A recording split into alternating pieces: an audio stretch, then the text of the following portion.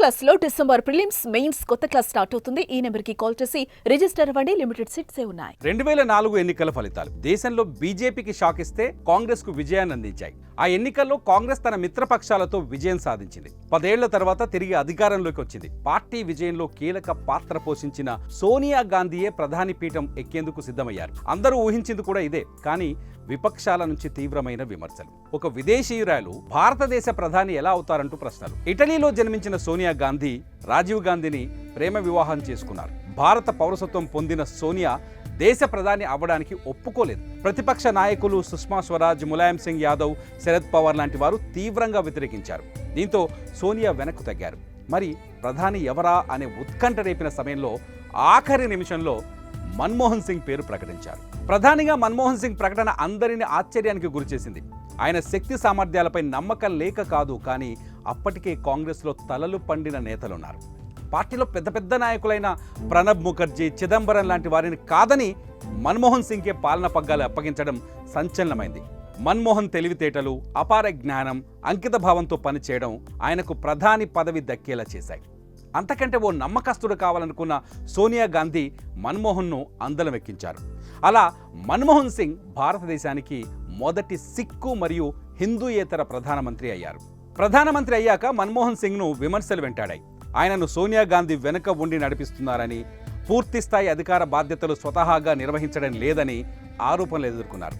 వాటికి మౌనమే సమాధానమంటూ ముందుకు సాగి దేశ భవిష్యత్తు, ప్రజల కోసం ఎన్నో సాహసోపేతాల నిర్ణయాలు తీసుకున్నారు మన్మోహన్ సింగ్. పైకి మృదు స్వభావిలా కనిపించినా దేశం కోసం తీసుకునే నిర్ణయాల్లో ఆయన కఠినంగా వ్యవహరించారు. ప్రధానిగా ఉన్న తొలి 5 ఏళ్ల కాలంలో మన్మోహన్ సింగ్ సాధించిన అతిపెద్ద విజయం అమెరికాతో అణు సాంకేతిక పరిజ్ఞానానికి సంబంధించిన చారిత్రాత్మక ఒప్పందం కుదుర్చుకోవడం. అమెరికాతో అణు ఒప్పందాన్ని వామపక్షాలు వ్యతిరేకించి కేంద్ర ప్రభుత్వానికి మద్దతు ఉపసంహరించుకున్న ఆయన వెనకడుగు వేయలేదు. భారతదేశం ప్రపంచ అణు మార్కెట్లోకి ప్రవేశించడానికి, ఇంధన సంక్షోభాన్ని అధిగమించడానికి ఈ ఒప్పందం దోహదపడింది. ఇప్పుడు దేశవ్యాప్తంగా పేద ప్రజల ఆకలిని తీరుస్తున్న మహాత్మా గాంధీ జాతీయ గ్రామీణ ఉపాధి హామీ చట్టాన్ని కూడా తీసుకొచ్చింది మన్మోహన్ సింగ్. 2005లో ప్రవేశపెట్టిన ఈ పథకం పేద ప్రజల కడుపు నింపింది, వారిని ఆర్థికంగా నిలదొక్కునేలా చేసింది. ఇప్పుడు అన్నింటికీ ఆధారం ఆధార్ కార్డు కూడా మన్మోహన్ సింగ్ తెచ్చారు. ప్రతి భారతీయ పౌరుడికి ప్రత్యేక గుర్తింపు సంఖ్యను అందించాలనే లక్ష్యంతో ఆధార్ పథకం ప్రారంభించారు. జాతీయ ఆహార భద్రతా చట్టం 2013ని తీసుకొచ్చారు. మన్మోహన్ సింగ్ ప్రభుత్వం ఉచిత నిర్బంధ విద్య కోసం బాలల హక్కు చట్టాన్ని అమలు చేసింది.